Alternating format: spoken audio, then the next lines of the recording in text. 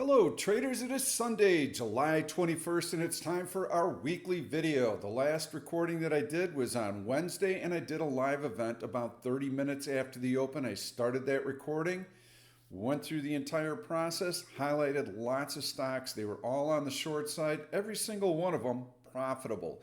We're going to take a look at those trades. Every single video starts off with a review of my previous picks. That's how you can gauge the accuracy of this trading system. That day, we had a gap down, and it looked like we were going to have a gap and go continuation on the downside. I did short NQ, and you can see this is QQQ, NASDAQ 100. You can see how the index sold off the entire day, closing on its low. I also had a short in CAVA. That turned out to be a very nice trade. You can see here how it's breaking down, closes on its low of the day. ASML, I think I took about $10 out of that one. You can see how the stock sold off, closing on its low of the day. Meta, took a short in that. I did a put debit spread, made 40% on that trade. Beautiful sell-off during the course of the day. Don't take my word for it. Go back and watch the video from Wednesday. You'll see me enter every one of these trades. Shop. Another short closes on its low of the day. So those are the stocks that I highlighted in the previous video. What's the market going to do? Let's go and take a look at what we've got going on currently. I'm going to go into the D1 chart for the SPY. We have been waiting for a market pullback. We had all of the signs that a pullback was coming. For weeks now, I've been telling you to keep your trading very short term. Stick with day trades. There's no reason to be swing trading right now. We don't know which way the market's going to go. There's a good chance that these gains could easily be stripped away. We have a market that has been floating higher on very light volume. Tiny, compressed, bodied candles. This is not a high quality rally. It's also been very narrowly defined. The big 7 tech stocks have been leading the charge higher. Most of the gains in the S&P 500 have come from these 7 names. As soon as those stocks started to see some profit taking, the market rolled over. So this is not unexpected. We've been waiting for this to happen. We've been ready with some excellent shorts, and sure, there's room to trade on the long side as well. We have earnings season kicking off, so the scene right now has been dominated by primarily bank stocks. Financials have reported pretty mixed results. Some have been higher, some have been lower. Net hasn't had much of a market impact. This week, we are going to get a taste from all the different groups and sectors. So this will be relatively important, but the mega cap tech stocks are still about 10 days plus away from reporting. And that's actually going to put us pretty close to another very important window. That window is the next FOMC statement. That's going to be coming out on July 31st. We do have one other fairly important piece of information coming out this week, and that is the preliminary GDP. So this is our first look at GDP.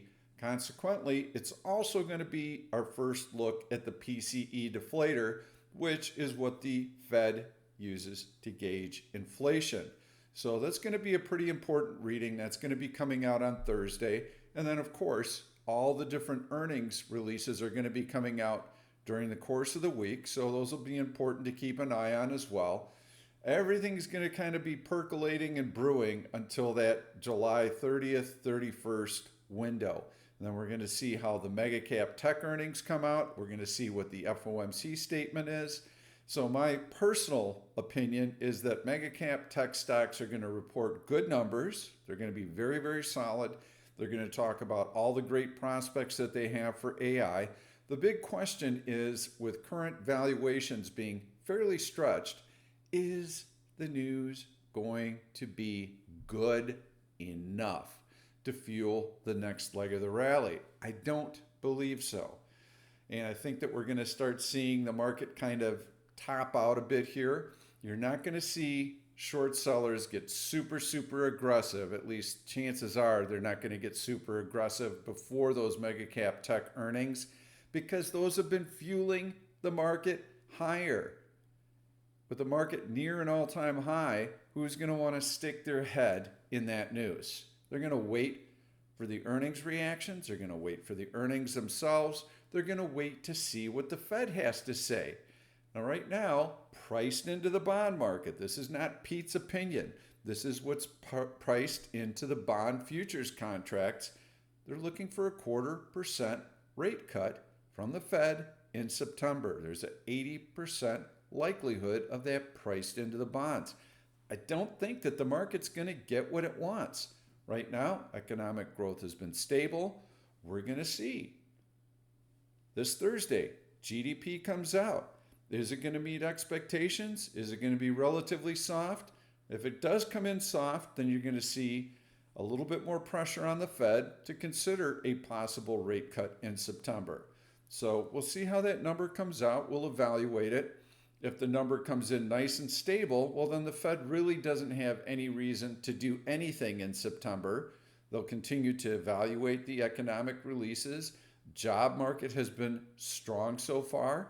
We've got inflation starting to come in. The market's near an all-time high. So from a Fed standpoint, they're in a sweet spot. They can hold off. They can evaluate. They don't have to do anything right now. So I think they're unlikely to do that. As you get into August, traders start taking vacation time. People start taking vacation time. You've got Congress in recess. You have the Fed in recess. Usually by the middle of August, you start getting nervous jitters. Oh my gosh, nobody's minding the shop. Are they going to cut rates in September? What about the elections? I do have to mention the elections. We had some news earlier today. Joe Biden has officially pulled out of the race. He's not going to be running for president. Is this a big surprise for the market? Personally, I don't believe so. I think the market's already kind of started pricing in that he might be pulling out of the race. We've seen more and more Democrats asking for him to pull out of the race. That's what's happening right now. Well, isn't there going to be a big surprise? Who's the DNC going to nominate? Oh my God. It's probably going to be Kamala Harris. I mean, that's who everybody's been talking about. That's what the market's going to be pricing in. Is there going to be some surprise mystery person who's going to come in and change everything, change the landscape overnight? No, it's not going to happen. People who might be possibly considered for it, those names have already been out there. I don't see anything major changing in the market. So we'll see what happens over the course of the next 2 or 3 weeks. Besides, presidential elections, there's no huge impact initially from a presidential election. Yes, there are certain companies that do better under certain presidents and certain companies that do worse, and it's all based on what policies they're going to enact.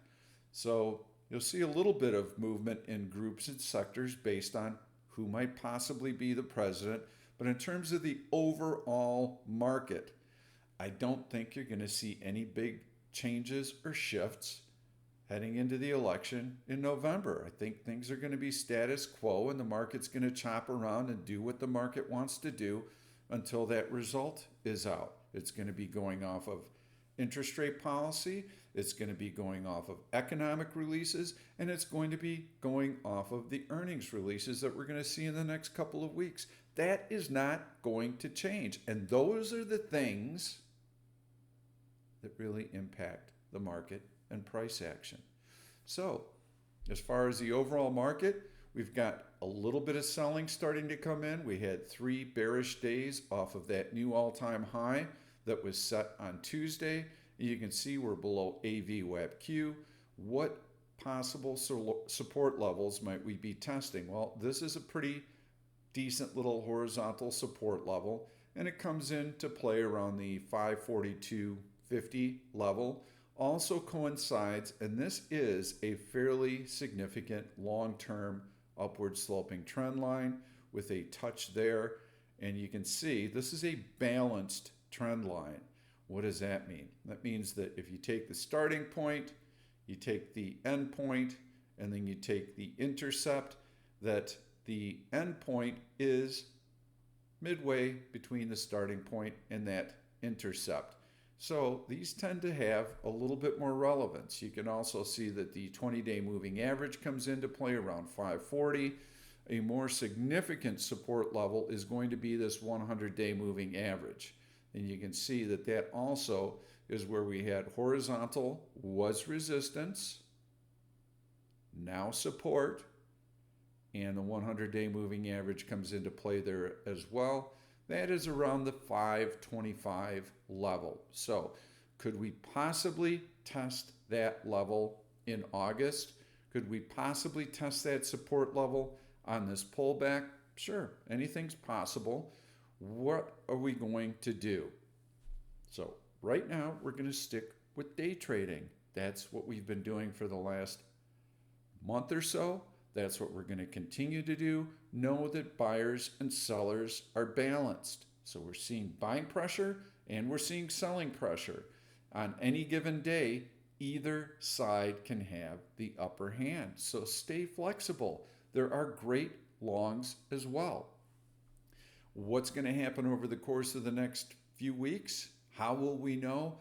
This dip, when we start to get it, is going to be very, very important. We need to gauge how far we pull back, what the speed of that pullback is, what the depth of that pullback is, what the duration of that pullback is. If it is brief and shallow, that is a sign that buyers are still engaged. Well, why is that important? It's important because that dip is going to set us up with an excellent buying opportunity if we see mixed overlapping candles, light volume, and a stubborn little retracement that does not last more than 2 or 3 weeks. That means that when that support is formed, we're going to get a nice buying opportunity, and then we're going to have some upward momentum, just like we saw here. Okay, mixed overlapping candles, not so mixed, but definitely overlapping. The handful of bearish days that we had ran their course very quickly. We had the 100-day moving average coming into play, and once we bounced off the 100-day moving average, this was an entry point for our long positions back in April, and we felt comfortable doing that because we had seen this incredible strength. Very, very strong move higher. So we're on the sidelines here. We're waiting for the dip so that we can evaluate the dip. Very important process. It's brief and shallow. Put on your starter longs here. We got back to AVWAP-Q and now we are through. Awesome! That is a sign that we can add to our starter long positions.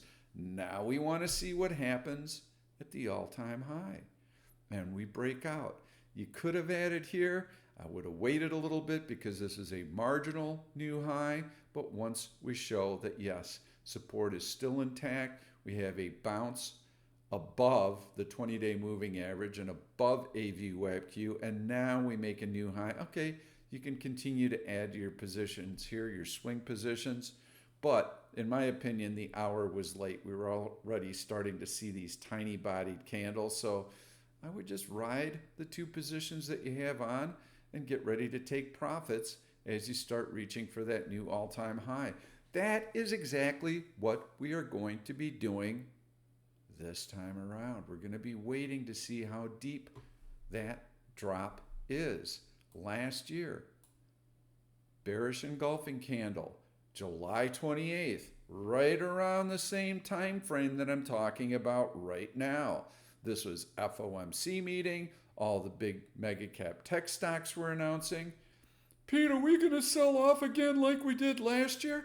I don't know. I'm going to wait and see. when I start to see a nice, big, deep pullback like this? Ah, Pete starts thinking there's a lot of selling pressure out there. Let's see if we can recover the high. Bounce? No, we can't.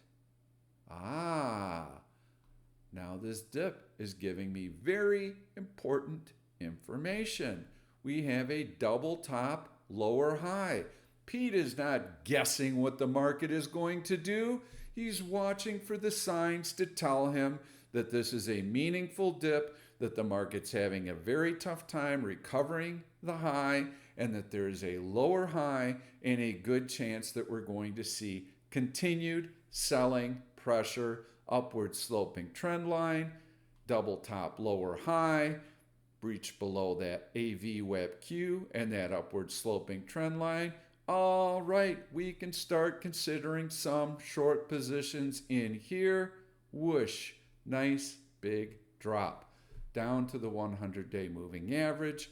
Okay, this is where we can expect to see some support. Start taking your gains on your shorts. See how high we bounce. Start to hit resistance below the 100-day moving average. Might be a decent place to start trying some more shorts. Oh, there we go. We're back below AV WebQ. Take some short positions. Get this nice drop in here. I was expecting a nice release off of this low, and this is where we started looking for longs. We knew that we were riding the last leg of this move lower, so be ready to take profits on your short positions. Take profits on your short positions. Go to cash. Wait for that bounce. Now we start getting long aggressively in here. So that's the same kind of thing that we're going to be doing here. How deep is the drop? How long did it last? If it's brief and shallow, we might have a chance to get long.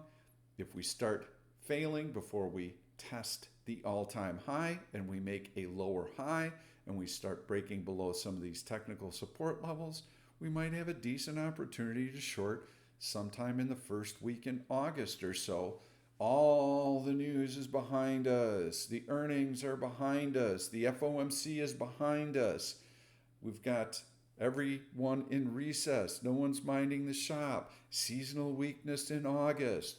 Those are all factors in our decision making. And only then, once I see that dip, would I start making any kind of decision on taking overnight swing positions. Now, if you're overnighting for a day or two and you have a stock that has a lot of momentum and it's breaking D1 technical support levels, fine. You can overnight those shorts for a day or two. My point is, stocks that are making technical moves, you don't want to be taking any swing trades right now that last or span 2, 3, 4 weeks, because we really don't know what the market is going to do in here. So let's wait for that information. Once we have it, then we can consider taking some of those trades. So that's what we've got shaping up right now. I'm going to really conclude this video pretty quickly because we don't have a lot of news coming out, and we've got a very important window coming up in the next 10 days or so. That's what we really need to wait for. So keep your powder dry. My closing message is expect that you're going to have opportunities on the long side and the short side during the trading day. And we're going to see some nice intraday ranges as well. So don't get married to one side or the other. Don't get locked in to thinking one way or the other. On any given day, you can see a really nice rally, might even see a bullish trend day. The next day, you might see those profits given back. Could be a bearish trend day. So make sure that you're staying flexible, run all the searches, take a look at both sides, and you're going to find some really nice opportunities. We've got plenty of earnings announcements coming out too. Great post-earnings plays. That's how I would be playing it right now. And when I go into my searches, I went into bearish SMA cross. Okay, very easy search intuitively. Okay, this stock has broken below a major technical support level. So these are good stocks to go through. All I had to do, Crowd had a nasty sell-off based on its new product release, GAF. Lots of computers down on Friday, and you can see how the stock sold off. It bounced a little bit. I think this news is going to weigh on the stock for quite a while. It did bounce off of the 200-day moving average, but I think you're going to have other opportunities to short Crowd. I certainly would keep it on my alert list, and I'm going to look at the 5-minute chart. Big gap down, stock recovered a little bit. There is a decent little shorting opportunity in here. How would I approach this stock? A couple things that we can do. Again, we don't know how the market's going to open up on Monday. I'm going to click GTC. I'm going to click below that support level. I'm going to click GTC. I'm going to click below that support level. Again, I'm only interested in shorting. If I wanted to, because the news has been weak recently, and that was a new news item that came out. So I'm going to try and click there, and I'm going to click there. So now I've got an upward sloping trend line. If the stock starts to rally up and fill in some of this gap, at least I have an upward sloping trend line that's going to try and catch it a little bit higher up. What else can I do? Well, I can take a look at LRSI. I'm going to go in on a 15-minute basis, and you can see how it's rising. I would like to see it below 80, but first it's got to go above 80, and then it has to go below 80. Well, our servers know what the current status is, so I'm going to put create alert, LRSI on a 15-minute basis. I would like to see it below 80 on an M15 basis. And the only way it can do that and trigger this alert is it has to go above 80 first and then below 80. And when it does that, I'm going to get an alert. And what would I like to see in this stock when I get that alert? I would like to see it preserve its relative weakness. I would like to see it stay below this gap. And if I wanted to, I could also click right here so that I'm alerted if it does get in the gap, not because I'm going to get long this stock, but it's just an awareness thing. I get an alert, it goes in the gap. Hey, Pete thinks, wow, I didn't really expect the stock to do that, but that's cool. I'm just kind of keeping an eye on it passively because I'm setting alerts. And hey, now maybe Crowd, I can set another alert on the downside at a higher level, different price point, keep an eye on it, make sure that once it reaches its height, that any weakness from that point on, there'd probably be a shorting opportunity on the stock somewhere in here. Second stock on the list, AMAT. Okay, I'm going to put up the D1 chart on AMAT, visually connect these lines right here. Gap down below an upward sloping trend line, long red candle through AVWAP-E, through the 50-day moving average, and now we've got, and excuse me, earlier, I might have referenced the 20-day moving average incorrectly. That purple line here is the 50-day moving average, so please keep that in mind. But in any event, we break below the 50-day moving average, and you can see 3 nice long red candles. When the market was down, this stock was down big. Below the 100-day moving average, also closed on its low of the day. This is a horizontal, was resistance, now support, support breached. Multiple check boxes marked, heavy volume.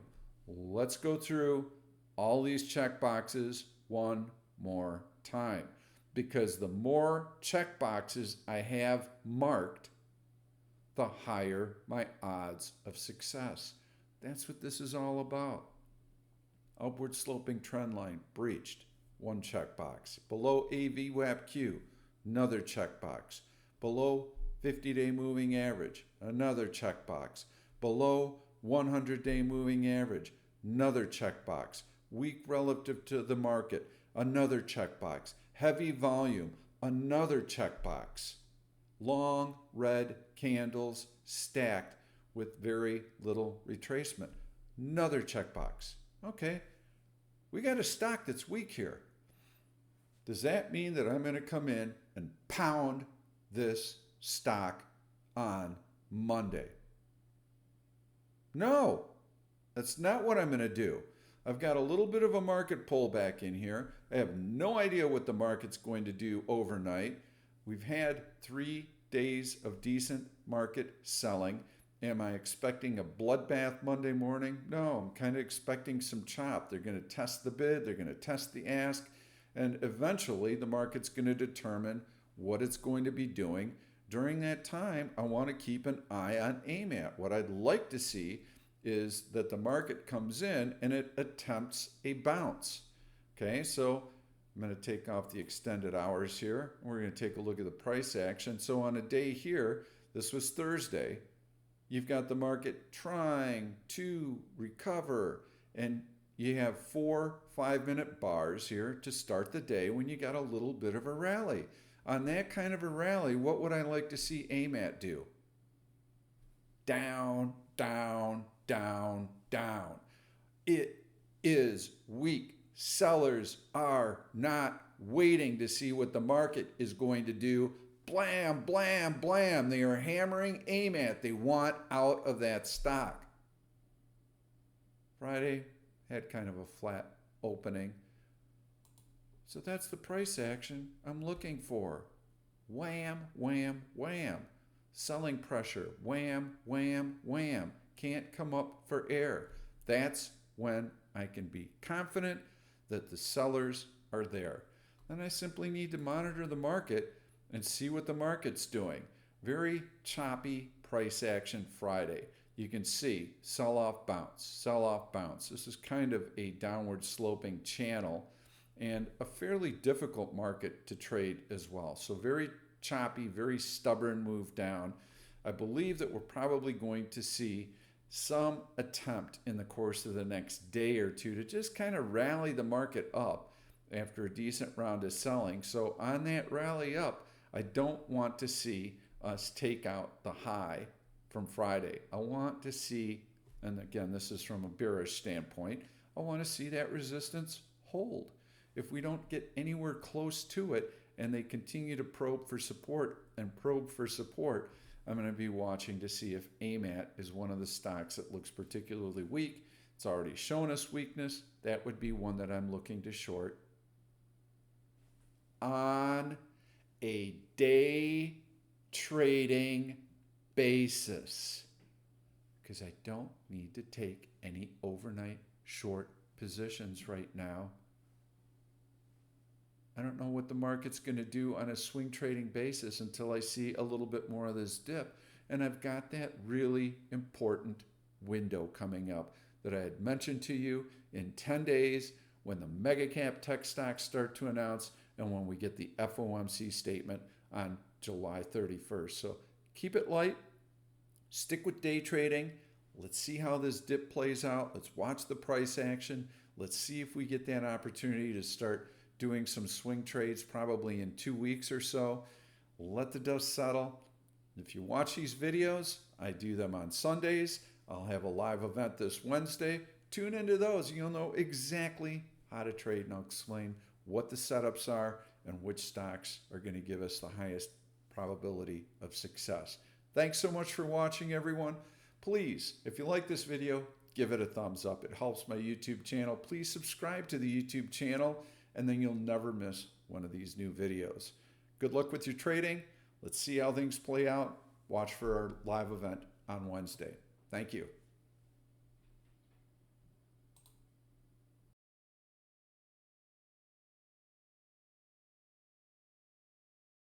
Thank you for watching this YouTube video. I'm Pete Stolzers, and I'm going to keep the trade ideas coming along with lots of education, so make sure to subscribe to the channel and please turn on your notifications so that you never miss another trade. If you like the content, please give it a thumbs up. I've loaded 2 other videos that I think you're really going to enjoy. Stay tuned. We'll see you soon.